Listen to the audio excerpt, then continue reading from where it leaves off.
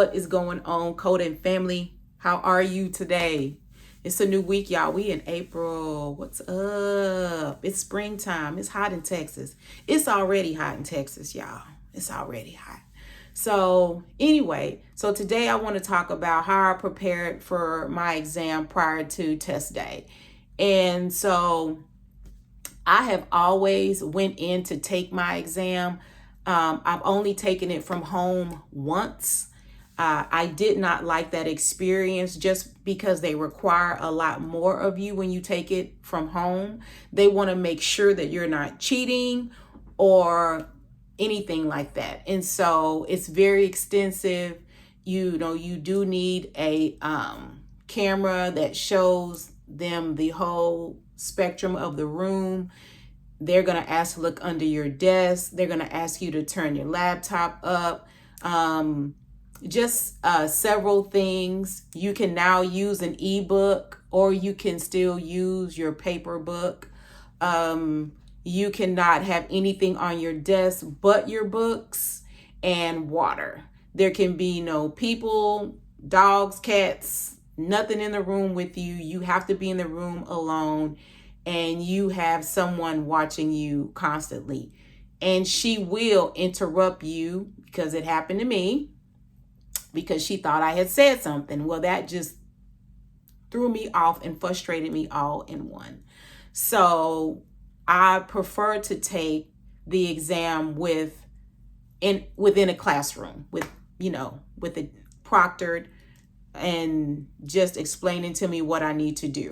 So the week before I had taken my exam, I had been studying pretty hard for about 2 months. And then I decided to take the exam for the last time. And I have to say, the last time I took the exam, before I knew I passed, I was at peace.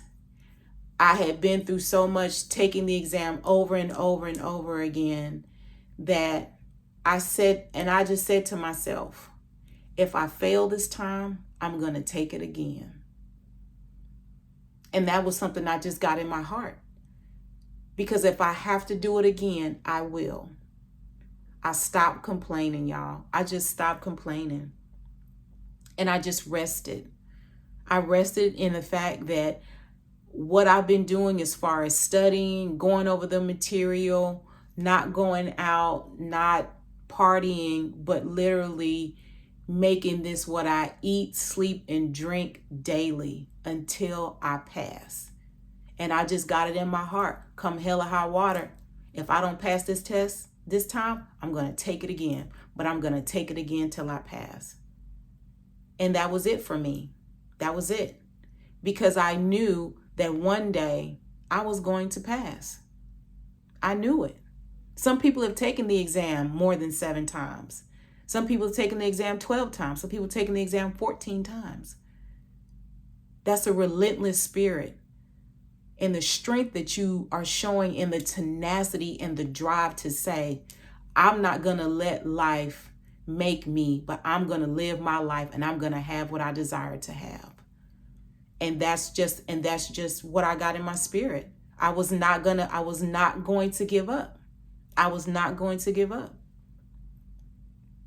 And so I had scheduled my exam. My exam was going to be in Galveston, Texas. I have driven different places to take the exam, the CPC exam, because they have them nationwide, and especially in Texas. So I've driven a couple of places, hours, to take the exam. And this time I had scheduled it for Galveston, Texas on a Saturday. I prefer a Saturday because I'm off on the weekends. I didn't want to have to rush and do anything. I just wanted to be able to sit down, take the exam, and just be off and clear-minded. So the week of the exam, I didn't study as much because I had studied so much that this time I needed to let my mind rest, and I needed to just breathe. And that week of the exam, I did fast and pray. And I was just telling the Lord, I'm not going to give up, because I know this is what you told me I would become a CPC. and I did not give up. So I fasted that week. I was praying. I drank no alcohol. I nourished myself. I was breathing. I was clear-minded. I was focused.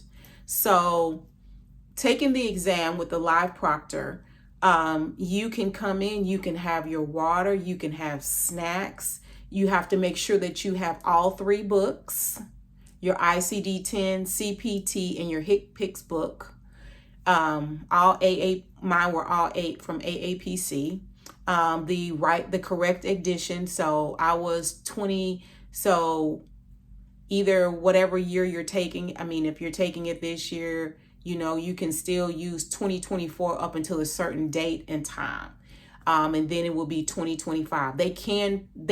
I believe they can turn you away, but I'm not really sure.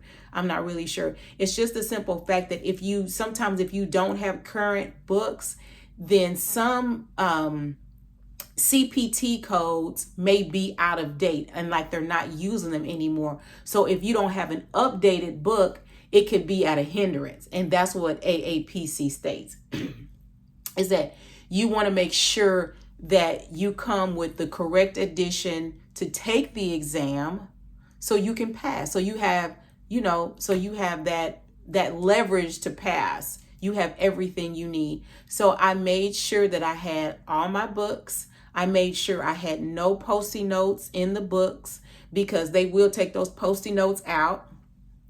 I made sure that my notes were clear and concise. I didn't write a whole lot in my book and just light it up. I made sure that my notes were, like I said, clear and concise. I made sure my book was tabbed. My book was tabbed at the top part. It was not tabbed top and side because that, to me, that's a lot. That it's just a lot. So when you're taking the exam, you can be frustrated. You just can be frustrated because when you start to get into the exam, it can be very lengthy, the questions.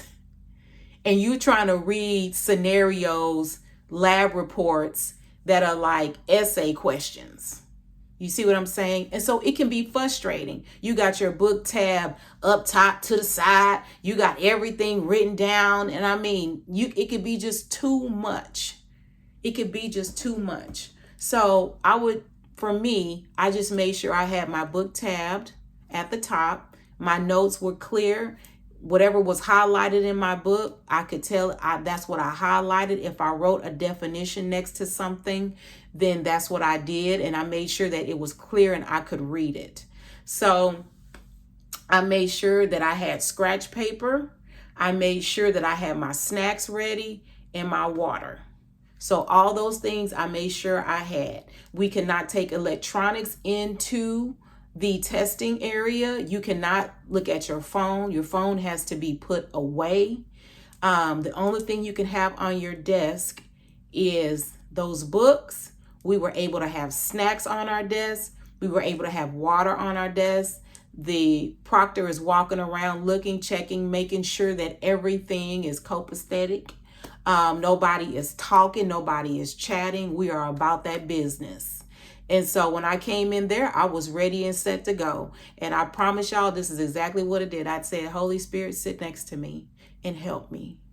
Because what I can't do, you will do it for me. The bathroom breaks, they do not stop a timer because you have to go to the bathroom. And I went to the bathroom, but trust me, it was fast. Like, I was in and out about 2 to 3 minutes, but I didn't want to waste any time. And I finished ahead of time. I went through the exam front to back, and I was finished ahead of time. I was able to check my answers, make sure I had everything filled in correctly. So there have been instances where people have circled. They no longer use booklets. So let me just say that it's all computerized now. But when I was taking the exam, it was in a booklet. So people would circle the answers in the booklet and then go back and bubble in on the Scantron. Well, this person was bubbling in on the Scantron and ran out of time. So now you have an incomplete exam. So, but you won't have that issue as far as taking it on a computerized system on the computer. So I went from the exam front to back. I finished ahead of time. I got out of there, y'all. And I went and had me a glass of wine and a nice dinner and looked at the beach. So I want to make sure that when you're ready to take the exam, don't beat yourself up. Go in there and lay it all on the line. And when you're done laying it all on the line, treat yourself.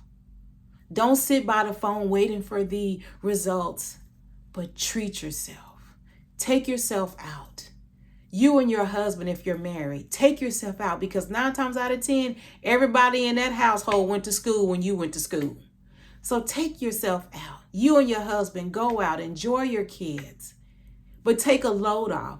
Because when you know you studied effectively, when you know you've been disciplined, you put your feet to the pavement and you said, come hell or high water, I'm going to pass this exam, then let it be what it is and stick to your word.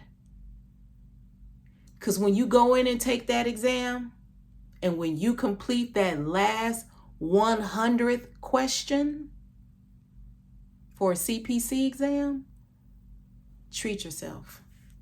Love on yourself a little bit, because you laid it all on the line and you did what you were supposed to do, and you let him do the rest. I'm here to tell y'all, there's some great things waiting on you. There's some great positions waiting for you. Do not give up. Do not give up. If there's anything else I can tell you, is don't give up. Don't give up on you. The whole world may give up. They may have wrote you off, but don't you give up on you. Pursue your dreams. Pursue your dreams. They are not that far.